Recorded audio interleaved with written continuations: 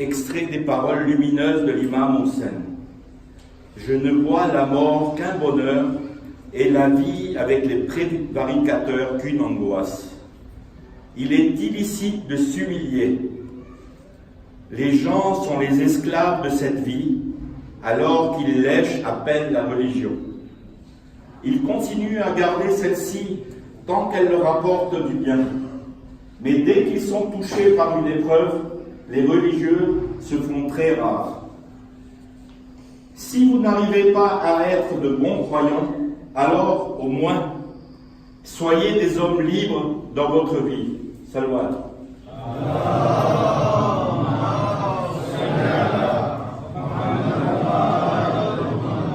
Je vais vous parler cet après-midi de l'islam, des chiites et de la bataille de Karbala.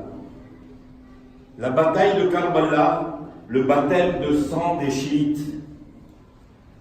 Le 10 octobre 680, Hussein, petit-fils du prophète, est massacré par les troupes du calife de Damas, et c'est dans le sang que se fonde le schisme entre les sunnites et les chiites, clé des déchirements de l'islam d'aujourd'hui. Karbala, ce sol empli d'infortune est la plaine de Karbala. En ce désert fut mis à mort le prince aux lèvres altérées. C'est le temps de cris pour la langue, le temps des pleurs pour les yeux. Au XVIe siècle, le poète iranien Mojtasham écrit encore des odes funèbres à Hussein, fils d'Ali, petit-fils du prophète Mohammed, assassiné 9 siècles plus tôt à Karbala. Karbala, où une antique rivalité tribale et une lutte de pouvoir inégale ont dégénéré en un drame cosmique dont la lamentation chiite depuis entretient l'impérissable souvenir. À Karbala, petite localité du désert irakien, la mort de soif attend les proches Hussein. Nous sommes en octobre 680, Muharram 61, selon le calendrier musulman. L'armée des Omeyyades, la dynastie régente à Damas, leur coupe l'accès à l'eau de l'Euphrate et la route de Koufa au sud de Bagdad. Hussein est le petit-fils que chérissait le prophète. Il le soulevait sur ses épaules et le serrait entre ses bras. Mais aujourd'hui, son sort semble scellé et il médite sur le tragique destin de sa famille, de son père Ali, lui aussi assassiné. Écoutant la plainte de la population de Koufa, tyrannisée par Yazid, l'imposteur, le calife omeyyade, il a pris la route de l'Irak sans intention d'en découdre.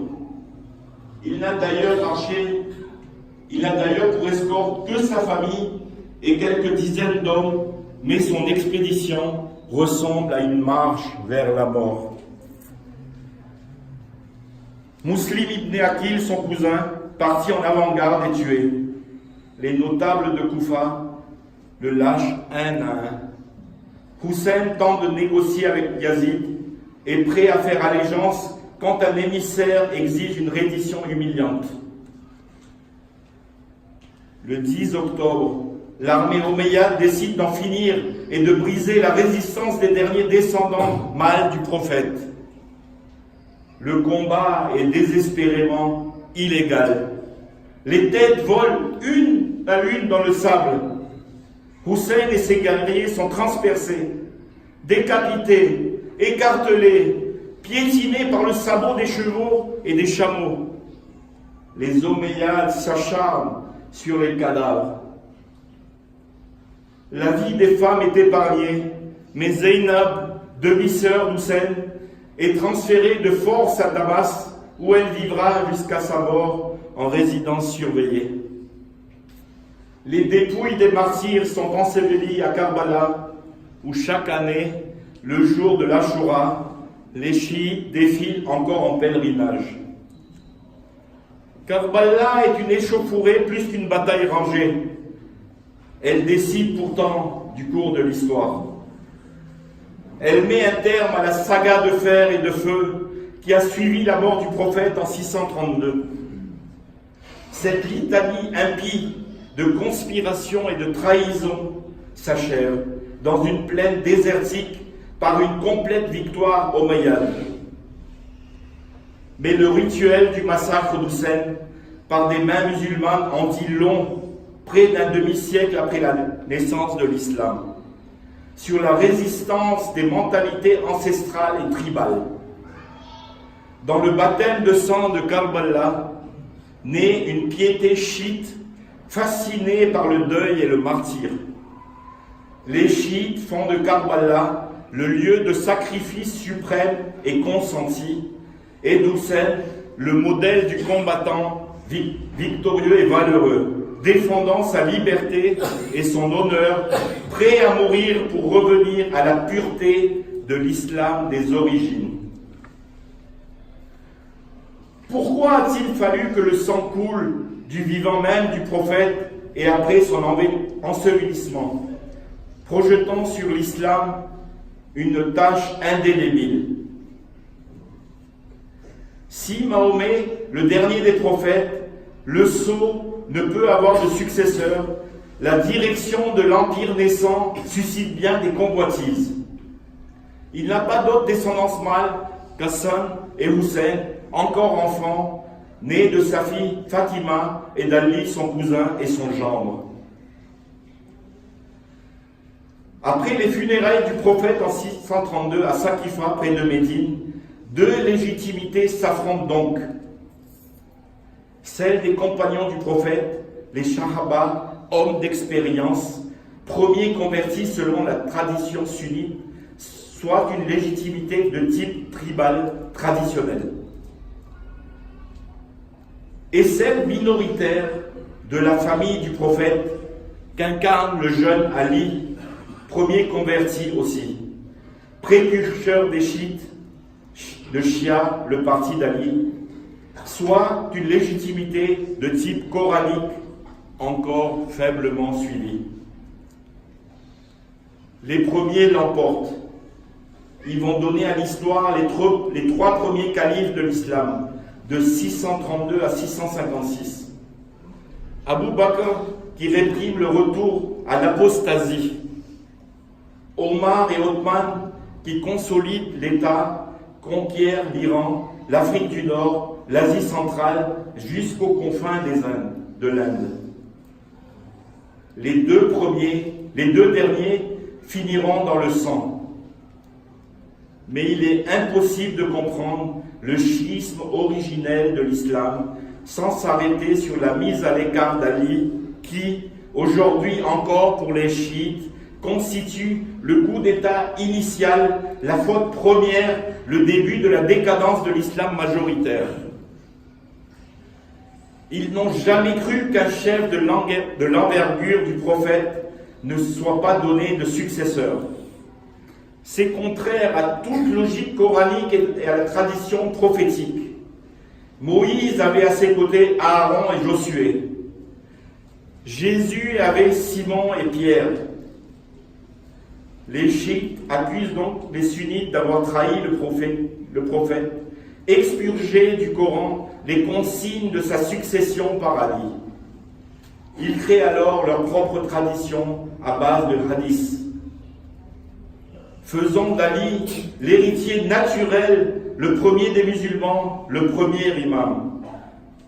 La polémique sur la falsification du Coran entretiendra de longs siècles l'animosité entre sunnites et chiites.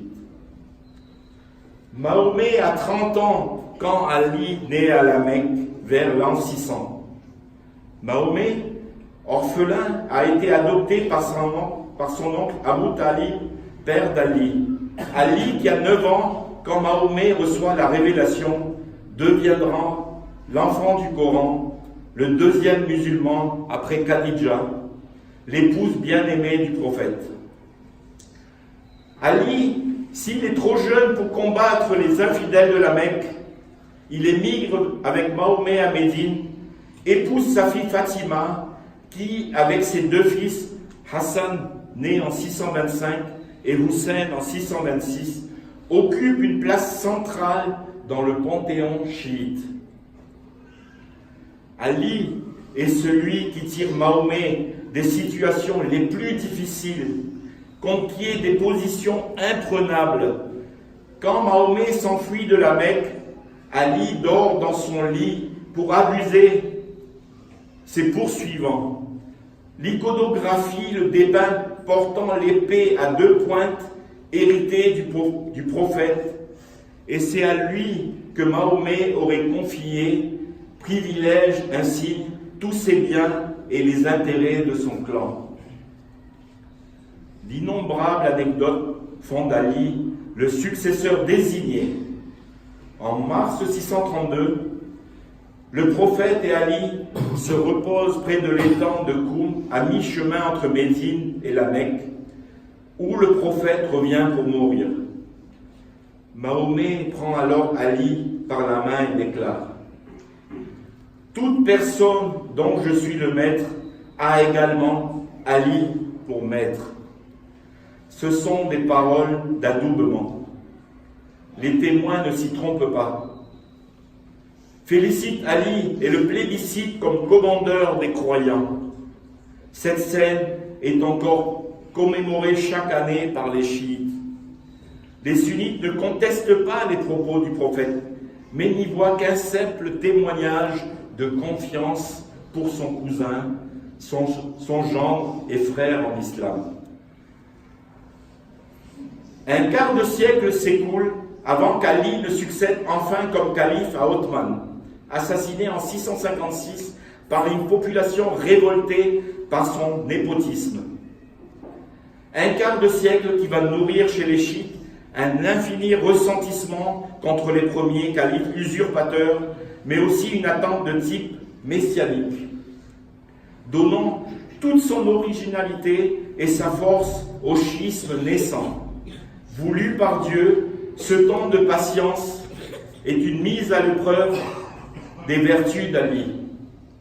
L'idée se développe que l'imam, écarté du pouvoir, est porteur d'une vérité qui finira par triompher. La réalité spirituelle de l'imamat dépasse l'exercice d'un pouvoir politique considéré comme impur et injuste. Il n'est nul besoin d'être sous le regard des hommes pour gouverner une communauté. La doctrine du Barma Imam, l'imam caché, est en germe dans ces premiers temps de l'attente chiite. Si le califat d'Ali, qui va de 656 à 661, est un accomplissement, c'est aussi une suite de guerres civiles, les premières dans l'islam. Le temps de la fitna, la grande discorde, a commencé. À Siffin, en 657, sur la rive droite de l'Euphrate, Ali est défié par le fondateur de la dynastie Omeyyade à Damas, Muawiyah, parent du précédent calife Othman, dont il réclame vengeance. Mais coup de théâtre, Muawiyah ordonne à ses soldats d'arracher des feuillets du Coran et de les attacher au bout de leurs lances. Une trêve est décrétée. Les deux belligérants en appellent à l'arbitrage du livre secret pour savoir si Othman avait contrevenu aux ordres divins et mérité d'être assassiné. En acceptant cette procédure, Ali indispose ses troupes pour lesquelles les armes avaient déjà rendu leur verdict. À leurs yeux, un jugement humain ne saurait remettre en question le califat qui procède de l'ordre divin. Une partie de ses fidèles se révolte contre Ali. C'est la première des dissidents chiites, les Kharidjites, de Karaja, qui veut dire s'en aller, sortir. Les Kharidjites exigent d'Ali qu'il reconnaisse son impiété. La répression du calife dans ses propres rangs est féroce. Les Kharidjites sont décimés. Ce n'est pas tout. La procédure d'arbitrage pour décider du sort de la bataille de Siffin lui est défavorable. Elle établit qu'aucun acte du calife Othman ne fut contraire à la volonté de Dieu. Muawiyah en conclut qu'Ali est co-responsable de son assassinat et se fait proclamer calife en 660. L'Oumma, la communauté musulmane, explose. L'islam n'est plus un, mais plusieurs. L'autorité divisée entre la dynastie syrienne et des Omeyyades à Damas et les chiites qui se replient à Koufa en Irak. Comme un malheur n'arrive jamais seul, Ali est assassiné en janvier 661 par un kharidjite assoiffé de vengeance. Hassan, fils aîné d'Ali, est investi comme deuxième imam, mais son règne n'est qu'un intermède. Il refuse un nouveau bain de sang avec les Omeyyades, capitule, quitte l'Irak et finit ses jours à Médine.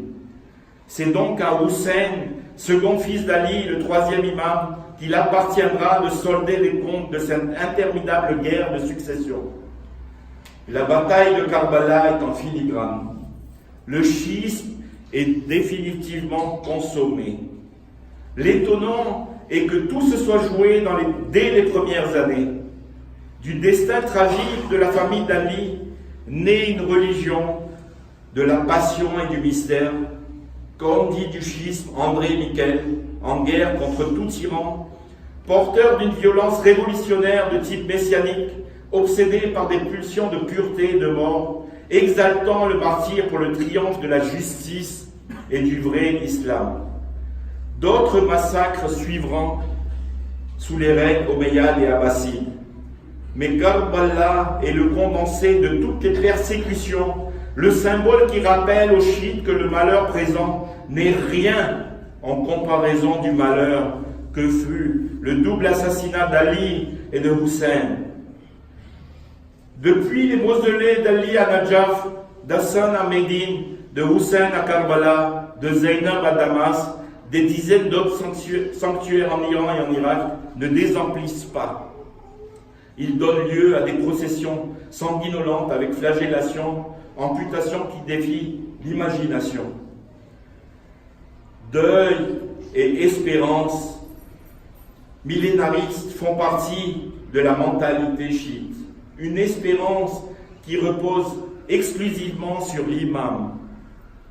Car si les 200 millions de chiites, 20% du monde musulman, partagent avec les sunnites la même croyance en l'unicité de Dieu, ils s'en distinguent par le culte de l'imam, de lignée prophétique par Ali et Fatima, calife de Dieu sur terre, guide infaillible et impeccable, être pur qui ne médit jamais, ne fornique pas, ne se livre pas au jeu de hasard, a une science innée de toutes choses et est le dépositaire du sens caché du Coran.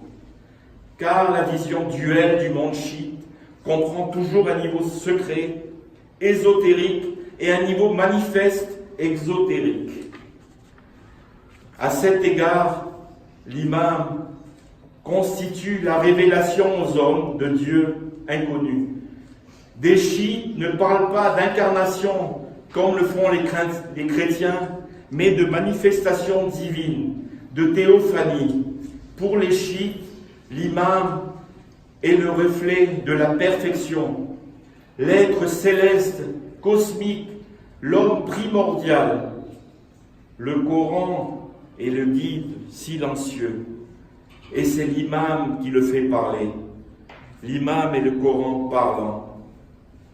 Ali est le premier d'une longue chaîne d'imams chargés de garantir la pureté de la foi, d'enseigner les fidèles, de préparer le retour de Dieu avant le jugement dernier. À ce titre, Ali est l'imam le plus vénéré, il est Ali le suprême. Les imams sont tous de sa descendance et leur initiation obéit aux règles les plus stupéfiantes de la mystique chiite. L'imam dispose de pouvoirs miraculeux, de relations avec le surnaturel, le monde des morts et des prophètes. Il transmet ses connaissances sur le monde initiatique, connaît les avènements de sa mort, l'identité de son successeur. La majorité des chiites, dit Diogosimin, croit que la lignée des imams visibles s'est arrêtée au IXe siècle avec le Barma imam occulté par Dieu du regard des hommes. Les chiites septimaniens, dont l'un des chefs est l'Agha Khan, se sont séparés sur ce choix du 7e imam. Ismaïl, occulté plutôt en 762. Mais pour les dieux d'Ossimain majoritaires, le Bar Mahimam, le Mahdi, le bien guidé, caché, continue de vivre sur terre et réapparaîtra à la fin des temps pour restaurer la religion vraie. Comment ignorer la force de cette espérance, tissée de miracles, d'apparitions, de récits inspirés par ce Messie que les fidèles chiites croient apercevoir parfois jusqu'à dans les rues de la Mecque. Le Bar Mahimam est porteur d'une mythique espérance de purification du monde. Comme tous les messianismes, le schisme situe son combat au niveau cosmique, celui des justes contre les pécheurs, de la lumière contre les ténèbres. Salawat par Muhammad.